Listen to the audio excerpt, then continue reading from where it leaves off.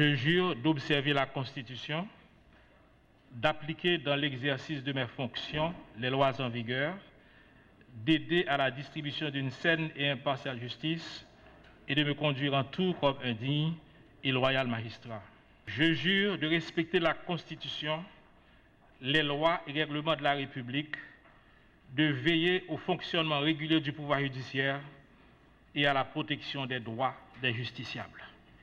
Le parquet près de la Cour de cassation de la République salue chaleureusement la cession de Maître Jean-Joseph Lebrun à la présidence de cette Cour et, conséquemment, à la présidence du Conseil supérieur du pouvoir judiciaire.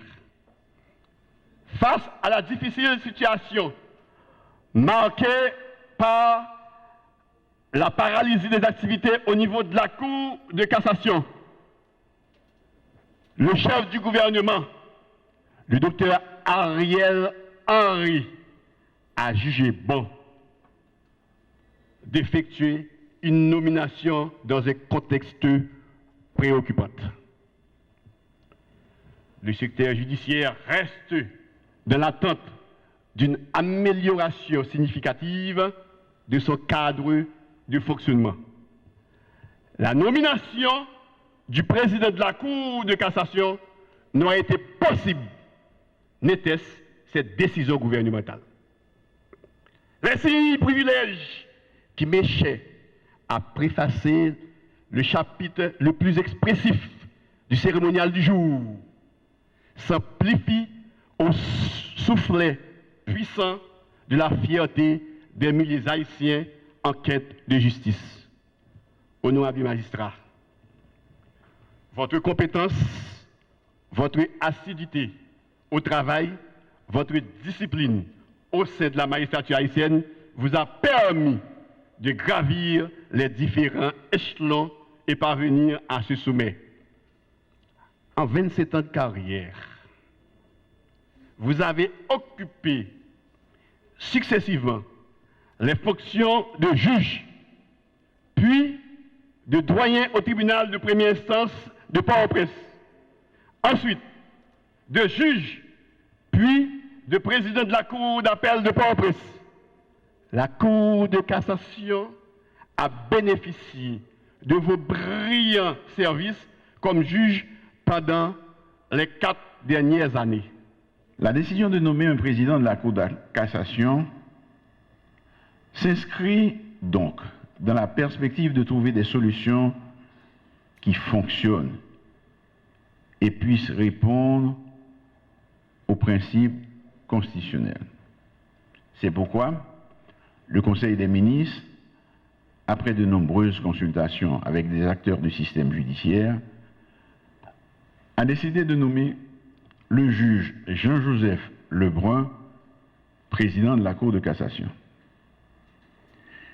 Cette nomination se veut respectueuse de l'esprit de la Constitution, en ce sens que le choix s'est porté sur un juge professionnel de plus de 27 ans de carrière, qui détient un mandat à la Cour, qui ne souffre d'aucune contestation, et sur un magistrat qui a fait ses preuves dans le système judiciaire et qui jouit d'une grande réputation de compétence, d'intégrité et d'honnêteté. Le gouvernement que je dirige s'est donc engagé dans la remise sur pied des institutions par la voie du consensus. Et, personnellement, j'ai donné le gage de cette volonté politique dès ma prise de fonction en juillet 2021 pour trouver ce compromis qui devra permettre de redémarrer le pays et nous engager dans la reconstruction des pouvoirs publics et des institutions. La multiplication des pourparlers et de nombreuses réunions avec différents acteurs politiques et de la société civile en sont l'illustration irréfutable. J'ai conscience que le gouvernement n'arrivera pas seul dans cette situation. Cependant, il faut la volonté et l'engagement réel de tous les acteurs politiques, de tous les acteurs de la société civile et de la classe des affaires pour ce grand rassemblement des filles et des fils de la nation afin d'affronter les défis qui se présentent à nous. Toutefois, chacun doit se décider à jouer sa part de responsabilité en sortant de la rhétorique et à s'assumer et à assumer courageusement des choix. Le temps presse et j'en appelle encore une fois à l'unité patriotique pour sauver la nation. Enfin, je veux croire qu'avec un président de la Cour de cassation, le CSPJ redevenant opérationnel, va travailler rapidement au fonctionnement régulier des tribunaux pour non seulement s'attaquer à la douloureuse situation de la détention préventive prolongée, mais encore faciliter par ses propositions le fonctionnement de la Cour de cassation. Aujourd'hui, mesdames, messieurs, le dévolu a jeté sur mon humble personne pour prendre les rênes de la Cour de cassation et du CSPJ. J'en profite pour remercier le Premier ministre, le Dr Ariel Henry, et ses collaborateurs immédiats pour la confiance placée en moi. PM, jetant un simple coup d'œil sur le fonctionnement de notre société en général et sur le système judiciaire en particulier, nous nous rendons à l'évidence que de nos jours, la tâche d'administrer et de juger est devenue de plus en plus difficile. Cependant, Dieu aidant, mes collègues et moi, à quelque grade et niveau qu'ils appartiennent, ferons notre mieux pour remettre la pendule à l'heure. Mesdames, Messieurs, la Constitution de 1987, en ses articles 59 et 60, stipule que les citoyens délèguent l'exercice de la souveraineté nationale à trois pouvoirs: le pouvoir législatif, le pouvoir exécutif et le pouvoir judiciaire. Et chaque pouvoir, poursuit-elle, est indépendant des deux autres dans ses attributions qu'il exerce séparément. Plus loin, l'article 173 de notre charte fondamentale précise que le pouvoir judiciaire est exercé par la Cour de cassation, les cours d'appel, les tribunaux de première instance, les tribunaux de paix et les tribunaux spéciaux.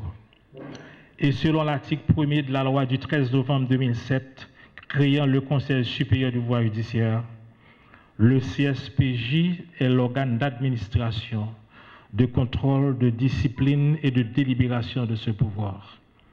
Il formule un avis concernant les nominations de magistrats de siège et met à jour le tableau de cheminement annuel de tout magistrat. Il dispose, au terme de l'article 36 de cette même loi, d'un pouvoir général d'information sur toutes les questions relatives à la justice, notamment celles qui ont trait à son indépendance et à son mode de fonctionnement. Mesdames, Messieurs, le sage Salomon, dans Proverbe 14, verset 35, a déclaré que la justice élève une nation, mais le péché, dans notre contexte, synonyme d'injustice, de corruption, d'impunité, de malversation, de négligence, etc. Oui, le péché constitue la honte des peuples. Comme nous venons de le signaler dans notre système, les défis à relever sont gigantesques.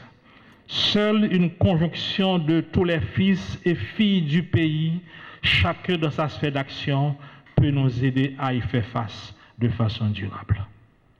Collègues magistrats assis et debout, mesdames, messieurs les avocats, officiers ministériels, militants des droits humains, personnel administratif des cours et tribunaux, policiers, policières, notre société est malade, notre justice l'est aussi. Conjuguons donc nos efforts pour le relèvement de notre société en général et de notre justice en particulier.